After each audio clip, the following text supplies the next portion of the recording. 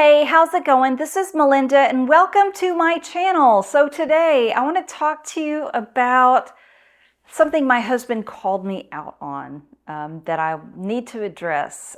Something that maybe you go through the same thing, maybe you don't, maybe you think I'm crazy, maybe what I do makes total sense to you. So I want to talk to you about that. If you can see in the background, if you're someone who follows my channel, I'm still here in Kentucky. This is probably going to be the last or second to last video I get to make here in Kentucky. We are moving to Florida. If you could see the surrounding area, this is like the only area that still looks nice, undisturbed. And it's because we're going to be moving the stereo equipment ourselves, along with my record collection, our artwork, things like that. We just decided if it's going to get messed up in the move, we'd rather it be from ourselves. I'd rather mess up my record collection than someone else do damage, you know. So that's what's going on. We're going to be moving very, very soon. It's the longest move ever. Believe me, I know that. But that's not the topic of today. Today is something that my husband called me on very innocently.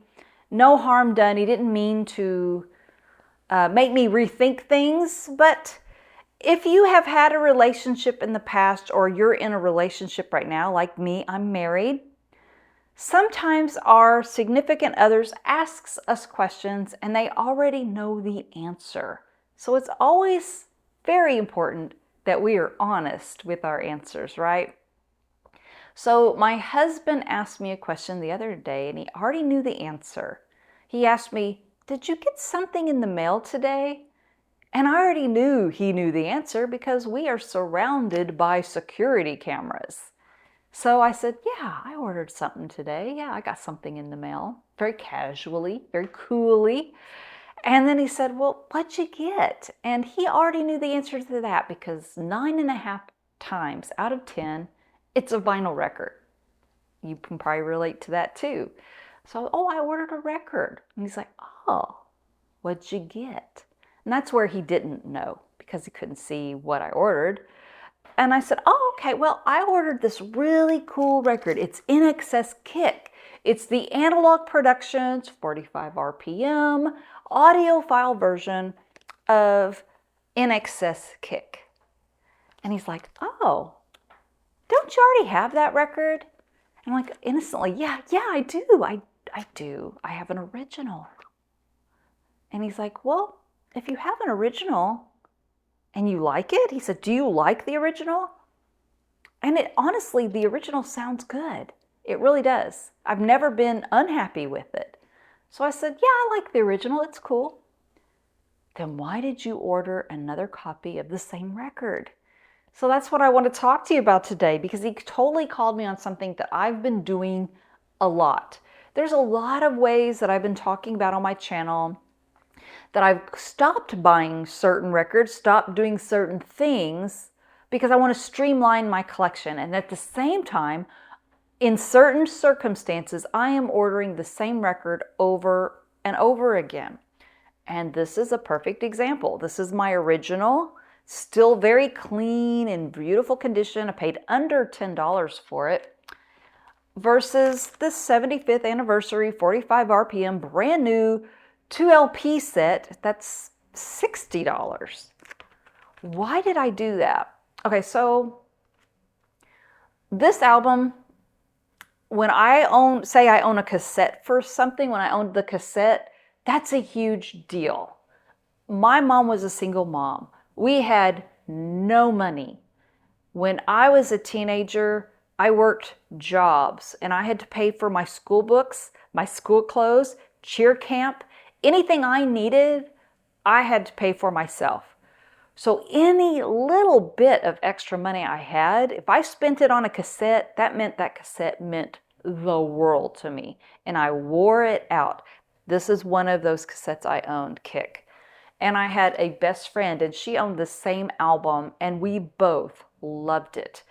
And I have great memories of playing it over and over and over again in my car and over again in her car.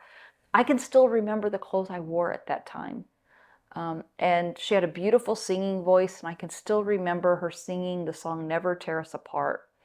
and I always enjoyed listening to her sing. And sadly, she got throat cancer, and she survived. She's a survivor and a fighter, but unfortunately, it affected the way she sang, so she can't sing the same way she used to.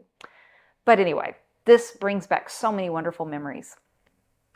And I bought this, and it's always an innocent thought and an honest thought on my part that when I buy a reissue, if it beats the original, I will get rid of an original or what other copy I have. I'll keep this. This will be my forever copy, and that's that.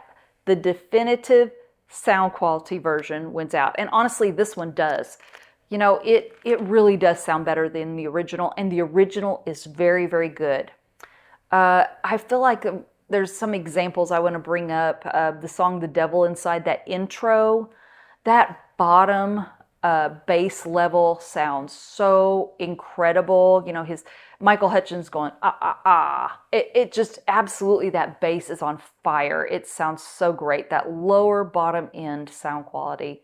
I feel like the 45 RPM also, I feel like this record was probably recorded a little on the bright side, and I believe they took some of that brightness out of it, or sibilance out of it too. And the song Mediate has some air quality and some liveliness to it. And of course, the song Never Tears Apart, that I have such fond memories of hearing my friends sing. Michael Hutchins' vocals sound better. It just sounds incredible. Having said that, if I'd never heard that one, this one was always impressive to me. So here's the deal. The 45 RPM version beats my original.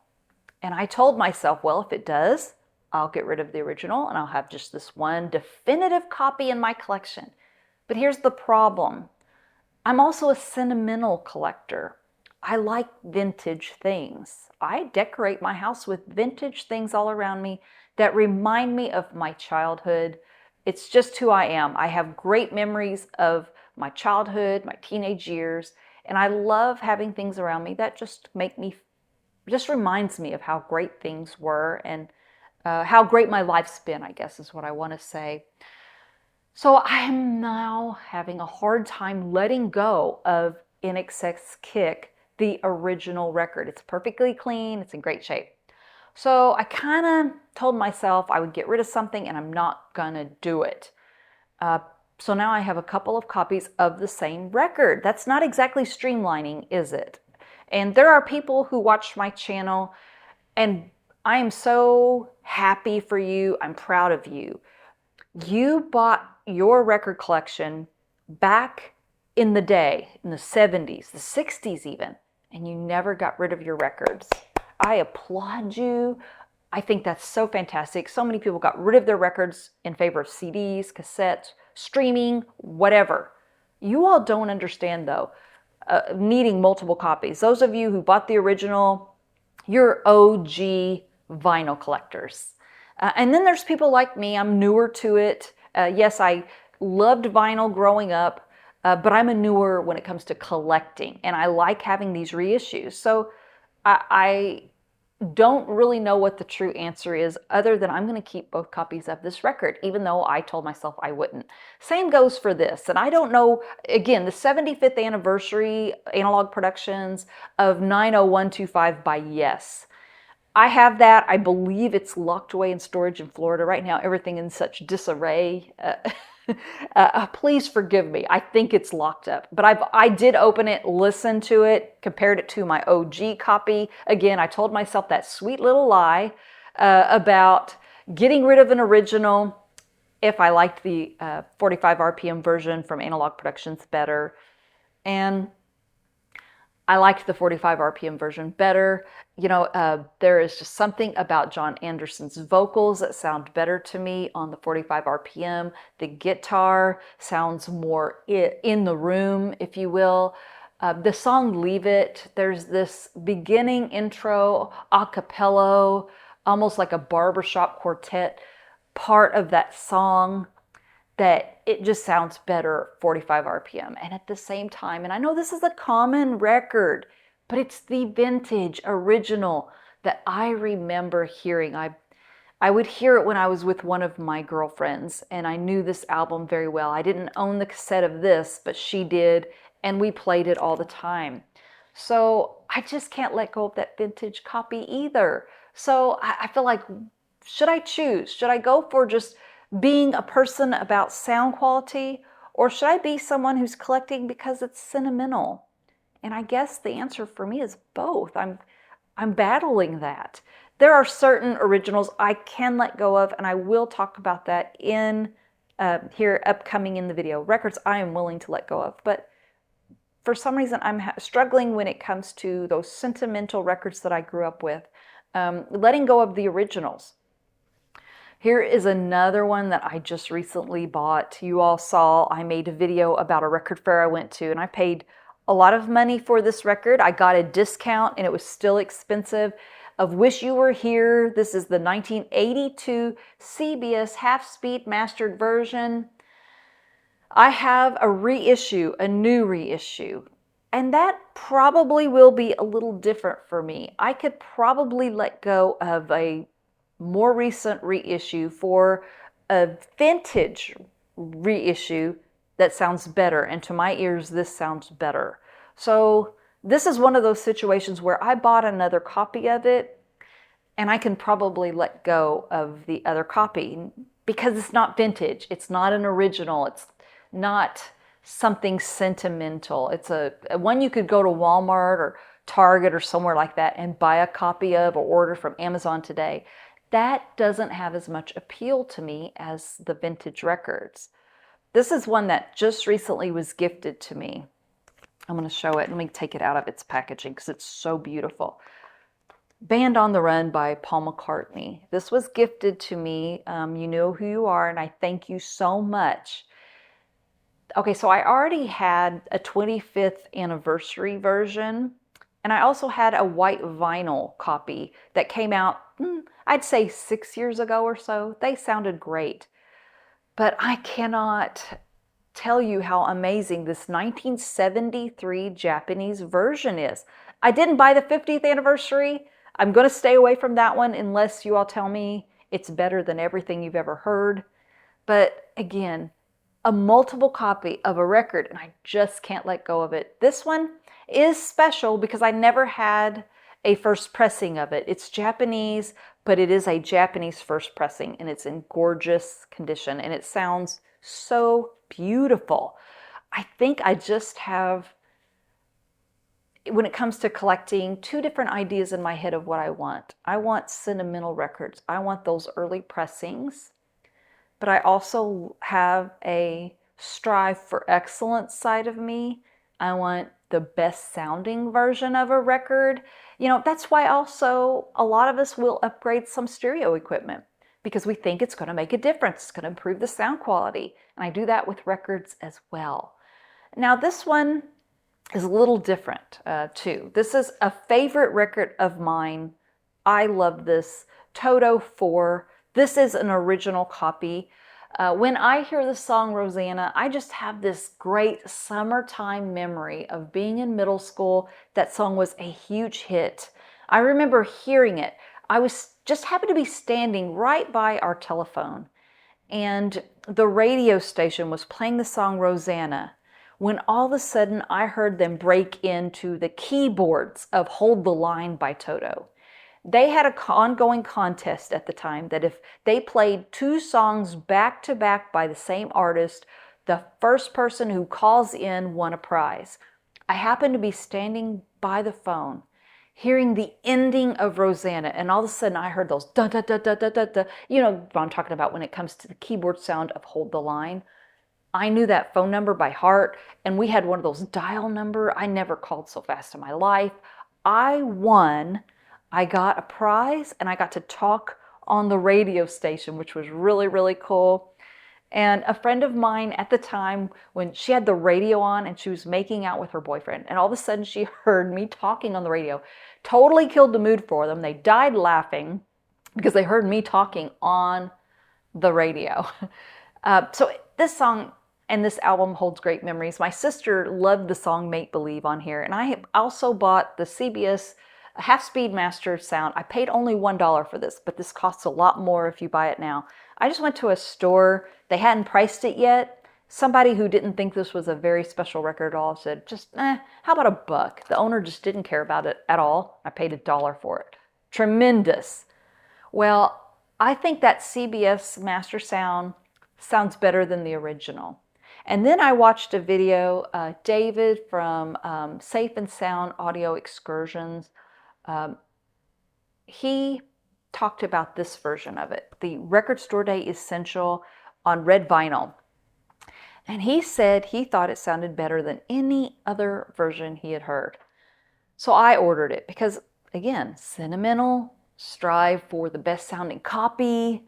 And I'll say this one is right up there with the CBS Master Sound. So you could get either one of these copies, and in my opinion, it's better than the original. And yet, I still have the original copy. It's just so hard to get rid of a 40-something-year-old record that's in beautiful shape, nothing wrong with it. It is the sentimental side of my vinyl collecting. You know, it's sometimes, I'm never going to get rid of something that sounds better. But I have struggled with, when it comes to my favorite records, getting rid of those OGs. Not all of them. I can get rid of some, but I have a hard time. And this is, I'm going to show you an example now where I did just the opposite, something really crazy. And y'all be like, okay, now you've lost your mind. So I have this mobile fidelity version of the Alan Parsons Project, 45 RPM, Eye in the Sky. I still have this. I've packed up all my MoFis. They're in storage in Florida. But this is something that I test stereo equipment with. It's just my go-to, along with the Ted Nugent self-titled album with the song Stranglehold by Analog Productions. This sounds absolutely incredible.